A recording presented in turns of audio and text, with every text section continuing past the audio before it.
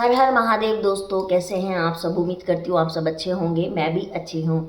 और आज का जो वीडियो है, मैं लाल धागा बाबा गई थी, तो मैं आज आप लोगों के साथ कुछ अनुभव अपना शेयर करना चाहती हूँ। अगर बहुत लोग गए हुए हैं, बहुत लोग जाने का सोच रहे हैं, तो मैं उन लोगों के साथ अपना एक्सपीरियंस शेयर करना चाहती हूँ, ताकि आप भी प्रिपेयर्ड होकर जाइए कि ये चीज़ें वहाँ होती है।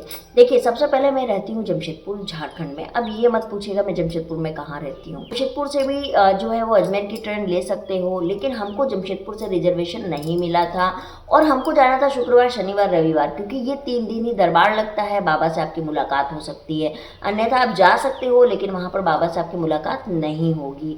तो इसीलिए उस अकॉर्डिंग हमको जमशेदपुर से ट्रेन नहीं मिली, तो हमने जमशेदपुर को छोड़ दिया। हमने बरकाकाना से ट्रेन की टिकट कटवाई। ठीक है। अब हुआ ये गाइस कि मेरा एक वेटिंग पर ही था। जिस वक्त हमने टिकट करवाई थी तो हमको लगा एक वेटिंग है वो तो कंफर्म हो जाएगा, लेकिन जिस दिन हमारी ट्रेन थी ना, तब तक मेरा वेटिंग जो है वो कंफर्म नहीं हुआ। ये हमको पहला इशू आया। दूसरा चीज़ है कि हम इतना घूम के जो गए, क्योंकि हमको पहले रांची जाना पड़ा, रांची से बरकाकाना जाना पड़ा, बरकाकाना से अजमेर का रूट, मतलब हमको जो हरासमेंट हुआ 48 घंटे 50 घंटे का हरासमेंट हमको हो गया। तो ये हमको एक सबसे बड़ी प्रॉब्लमेटिक मेरे को लगा यहाँ पर, क्योंकि वो अब क्या कर सकते हैं इसके लिए। और हमने पहले सोचा था कि हम फ्लाइट से अजमेर निकल जाए, लेकिन फ्लाइट से भी इतना बहुत पहले टिकट करवा लेते हो ना फ्लाइट की, तो आपको बहुत कम रेंज पड़ता है। लेकिन आप जितना नज़दीक जाके टिकट करवाओगे, मतलब कम दिन में, तो आपको उतना ही ज़्यादा फेयर पड़ जाता है। तो हमको अजमेर की जो ऑलमोस्ट टिकट जो थी, वो हमको एक पर्सन का 10,000 रुपये दिखा रहा था। तो हमने इसको कैंसिल कर दिया और हमने ट्रेन से जाने का ही सोचा। हमको ट्रेन से जाने में ऑलमोस्ट आना जाना मिला के वो 6,500 के करीब खर्च पड़ा था, क्योंकि हम लोग एसी में गए, हम लोग थर्ड एसी में गए थे, तो इसीलिए ट्रेन का टिकट भी हमको काफ़ी हैवी पड़ा था। अब वहाँ से जब हम पहुँचे, अजमेर उतरे, अजमेर में हमने बात वगैरह ले लिया, नहा लिया। उसके बाद में हम लोग जो है केकरी सावर के लिए हमने बस पकड़ लिया। बस पकड़ने के बाद में आपको जो है वो बस का जो सफ़र है वो 3 से 4 घंटे का होता है, यानी 120 किलोमीटर अजमेर से जो है वो जगह दूर है। वहाँ जैसे आप उतरोगे, आपको बाबा के धाम जाना है, वहाँ के लिए आपको जो है वो गाड़ी लगी रहती है, 100 रुपये पर पर्सन के हिसाब से लेता है और वो आपको छोड़ देता है। एक चीज़ यहाँ पर और क्लियर करूँगी कि रास्ता वहाँ पे बिल्कुल भी ख़राब नहीं है, बहुत अच्छा रास्ता है, रूट बहुत अच्छा है, आप आसानी से जा सकते हो, है ना।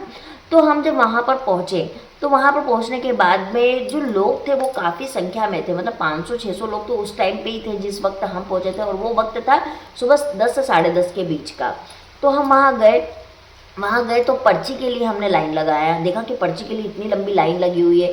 एक लाइन वो है जो फर्स्ट टाइम जा रहे हैं, एक लाइन वो है जो सेकंड टाइम जा रहे हैं, एक लाइन जो था जो पर्ची को वापस से जमा करने की लाइन होती है। इस तरीके से 2-3 लाइन वहाँ पे बनी हुई थी।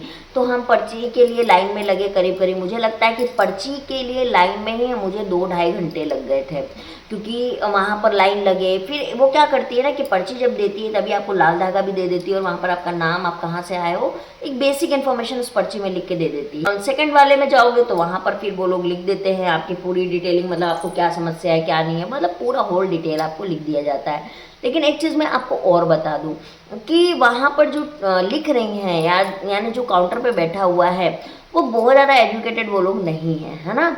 तो बहुत लोग बोलते हैं कि क्या दीदी हमको अपने डॉक्टर के डॉक्यूमेंट लेके जाना है, तो नहीं, ऐसा कुछ भी नहीं है। आप लिख के लेके जा सकते हैं कि आपको क्या समस्या है, आपके पति को क्या समस्या है, या आप लिख के भी लेके जाओगे तो बहुत है। आपको इतना सारा डॉक्यूमेंट ढोने की आपको ज़रूरत बिल्कुल भी नहीं है। तो वहाँ पर हम गए, और वो लोग को थोड़ा सा बात करने में भी थोड़ा मेरे को लगा प्रॉब्लमेटिक है, क्योंकि मैं जब लाइन में लगी हुई थी ना, मतलब वो लोग इतना एंजॉय कर रहे थे उस चीज़ों को। कोई गुलाब जामुन खा रहा है, कोई रसगुल्ला खा रहा है, कोई कुछ कर रहा है, मतलब बेसिकली उनको ये नहीं दिखा कि इतने लोग भीड़ में कहाँ कहाँ से आके 2.5 घंटे 3 घंटे लाइन में लगे हुए हैं। तो ये चीज़ अगर मेरा आप लोगों में से कोई वीडियो देख रहा होगा तो मैं आपसे कहना चाहूँगी कि इस चीज़ों को आपको थोड़ा सा इम्प्रूव करना चाहिए। मतलब इंडिया तो छोड़ो, बाहर की कंट्री से लोग आ रहे हैं, तो कम से कम उनकी हरासमेंट को भी आपको थोड़ा समझना चाहिए। इसको आपको इम्प्रूव करने की ज़रूरत है ना। अब वहाँ पर हमने पर्ची, जब आप सेकंड काउंटर में सब कुछ जहाँ पर आपका फिल कर दिया जाता है, वहाँ पर उसको पर्ची को जमा ले लिया जाता है, और पर्ची को जो है वो आपका बाबा के दरबार में पहुँचा दिया जाता है। अब बाबा कब कब बैठते हैं? बाबा सुबह में से लेके 12 साढ़े 12 बजे तक बैठते हैं, 1 बजे तक। उसके बाद वो लंच के लिए चले जाते हैं, 1-1.5 घंटे के बाद वो वापस आते हैं, फिर शाम तक बैठते हैं, ऐसा कुछ है। उसके बाद हम दरबार में गए। दरबार में सबको क्या होता है ना कि कपल वाइज बुलाया जाता है, 15-20 एक साथ सब लाइन में लगे रहते हैं, धीरे धीरे करके जाते हैं बाबा के पास। अब जब जाते हो तो आप उनके पैर छूते हो, आपको वो भभूत लगाते हैं और आपके पर्ची पर आपकी दवाई लिख देते हैं। वहाँ से आप उतरते हो तो आप भैरव धाम जो है मंदिर, उसका एक राउंड लेते हो और लेते हुए आप सीधे निकल जाते हो दवाई लेने के लिए। तो ये एक प्रोसेस होता है। अब आप जब दवाई लेने के लिए जाते हो तो वहाँ पर भी लाइन रहती है, लेकिन वहाँ पे बहुत कम टाइम लगता है ना। तो आप लाइन में लग के दवाई अपनी ले लेते हो। लेकिन एक चीज़ और है कि बहुत लोगों का सवाल था कि दीदी वहाँ दवाई के क्या अमाउंट पड़ेंगे। तो देखो, डिपेंड करता है आपकी समस्या पर। वहाँ पर किसी का भी कोई फिक्स अमाउंट नहीं है। वहाँ पे 1000 रुपये से लेके 8000 रुपये तक की दवाई आती है। अब आपको क्या समस्या, आपके पति को क्या समस्या, उस हिसाब से आपको पैसे लेके जाने पड़ेंगे। मेरे को 3200 रुपये का आया, बहुत लोग 8-8 हज़ार की दवाइयाँ लिए हैं, है ना। तो ये आपको कोई भी नहीं बता सकता कि आपको कितने की दवाई लग जाएगी। ये आप पैसे लेके जाइए हाथ में। वहाँ से आप दवाई जब लेके निकलते हो तो वहाँ पर आपका जो है वो पूरा काम खत्म हो गया, मतलब ऑल ओवर काम खत्म हो चुका है। अब आपके पास समय है, आप रुकने के मूड से गए हैं तो फिर आप दरबार में जाके बैठिए, या वहाँ गद्दे वगैरह लगे रहते हैं, आप वहाँ पर जाके सो जाइए। ये टोटल डिपेंड आप पर करता है ना। लेकिन हमने क्या किया, वहाँ पर गए और वहाँ पर जो है वो जाके हम लोग बैठे और हमने वहाँ पर सबका पॉजिटिव आ रहा था, जो भी आ रहा था वो हमने सुना। लेकिन और एक चीज़ इसमें मैं स्किप कर गई थी कि वहाँ पर आपको खाना जो है वो फ्री ऑफ कॉस्ट होता है, वहाँ पे रहना भी है वो आपको फ्री ऑफ कॉस्ट होता है। सिर्फ और सिर्फ आपको दवाई के पैसे लगते हैं और कोई भी बात नहीं है। तो मैं वहाँ पर बैठी और मैंने वहाँ पे दरबार में बहुत लोगों के पॉजिटिव रिजल्ट आ रहे थे वो देखा, बहुत लोग अपना आके अनुभव शेयर कर रहे थे वो देखा। ये सारी चीज़ें हमने देखी वहाँ पर, और उसके बाद हम लोग 3-3:30 बजे तक निकल गए थे। अब बात करते हैं कि मेरा अच्छा अनुभव। तो अच्छा अनुभव ये था कि वहाँ पे बहुत पॉजिटिव वाइब है। अब आप जाओगे तो आपको लगेगा कि हाँ हमारा भी हो सकता है। जिसको होप टूट गई है तो उन लोगों को ये ज़रूर पता चलेगा कि हाँ भाई हो सकता है कि जब एक 45 साल 50 साल की औरत प्रेग्नेंट हो सकती हैं तो हम क्यों नहीं हो सकते। लेकिन इस पे काम आपको करना पड़ेगा कि आपकी जो समस्या चल रही है उसके ऊपर आपको काम करना होगा। अगर आप वो नहीं करते हो तो फिर आपके लिए बहुत दिक्कत है। सिर्फ संकल्प लेने से, सिर्फ आरती दिया करने से के साथ साथ अगर आप परहेज करो, आप आहार लो तो और ज़्यादा चांस होगा कि आपको पॉजिटिव रिजल्ट आ जाएगा। अब नेगेटिव मुझे क्या लगा, देखो मैं तो हर चीज़ बताऊंगी, है ना, अपना अनुभव जरूर शेयर करूंगी आपके साथ। मुझे नेगेटिव वहाँ पर एक ही चीज़ लगी गाइस, जो मुझे थोड़ा सा खटका था। खटका ये था कि जहाँ पर्ची बन रहा था वहाँ पे जो लेडीज़ लोग थी वो मेरे को उतनी पढ़ी लिखी लगी नहीं, पहली बात है।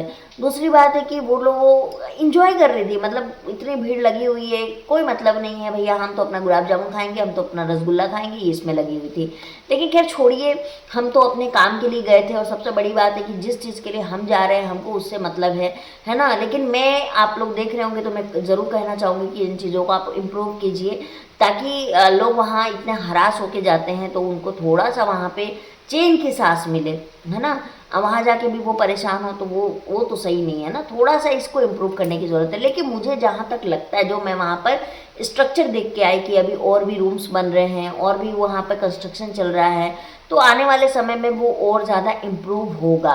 और मैं भी आने वाले टाइम पे शायद ऑनलाइन मेडिसिन भी मिले, क्योंकि इतनी ज़्यादा संख्या में लोग वहाँ जा रहे हैं, इतनी ज़्यादा संख्या में लोग दिखा रहे हैं, तो आने वाले समय में ये भी इम्प्रूवमेंट ज़रूर होगा, जहाँ तक मुझे लगता है ना। बाकी मेरा ओवरऑल जो है बहुत अच्छा एक्सपीरियंस रहा, और मैं एक बार तो ज़रूर कहूँगी कि वहाँ पर आपको जाना चाहिए, है ना। वहाँ जब आप देख के आओगे चीज़ें तो आपको और ज़्यादा बिलीव बढ़ेगा, तो आपको वहाँ पर एक बार ज़रूर जाना चाहिए। एक और सवाल मेरे पास में आया था कि दीदी आप तो वहाँ से दवाई मंगा लिए तो फिर आप क्यों गए, ये सवाल था। तो देखो, दवाई मैंने मंगा लिया लेकिन मेरे को सेटिस्फेक्शन नहीं हुआ, मेरे को अपने में सेटिस्फेक्शन नहीं हुआ। मुझे लगा कि नहीं, मुझे वहाँ जाके देखना चाहिए कि वहाँ का क्या माहौल है, क्या चीज़ है, एक बार जाके मैं देख के आती हूँ। तो मैं जब वहाँ गई तो बहुत सारी चीज़ें मेरे दिमाग से क्लैरिटी हुई कि अच्छा ये चीज़ ऐसा है, ऐसे है, ऐसे है। क्योंकि बहुत लोग क्या है ना कि इनके ऊपर बिलीव भी नहीं कर रहे, भैरव बाबा के ऊपर में बहुत लोग नहीं बिलीव कर रहे। उनको लग रहा है कि कोई ढोंग है, कोई कुछ है। बहुत लोग बहुत तरह की बातें करते हैं गाइज। मैं फेसबुक पे भी कुछ पोस्ट देख रही थी तो उसमें भी मैंने देखा कि किसी यूट्यूबर ने आके इस तरह का स्टेटमेंट दिया। तो मैं एक ही चीज़ कहना चाहूँगी कि देखो, अगर ये गलत है तो फिर इतने लोगों के पॉजिटिव कैसे आ रहे हैं, है ना। नहीं आना चाहिए पॉजिटिव। अगर गलत चीज़ों को कैसे प्रमोट किया जा सकता है, तो पॉजिटिव कैसे आ रहा है। तो इसीलिए मेरा एक ही मानना है यार कि जो भैरव बाबा जिसकी बात हम मान रहे हैं, जो कर रहे हैं, या जो हमारे लाल धागे बाबा जो हैं वो शिव के 5वें अवतार है। मैं तो शिव समझ के ही पूजा कर रही हूँ। और मुझे नहीं लगता है कि हमारे सनातन धर्म में शिव जी को मान्यता नहीं है। शिव जी महादेव है ना, देवों के देव महादेव हैं। तो इसीलिए जो लोग उनके बारे में गलत बोल रहे हैं या कुछ बोल रहे हैं, तो मैं उनसे एक चीज़ ज़रूर कहना चाहूँगी, एक बार जाके देखिए।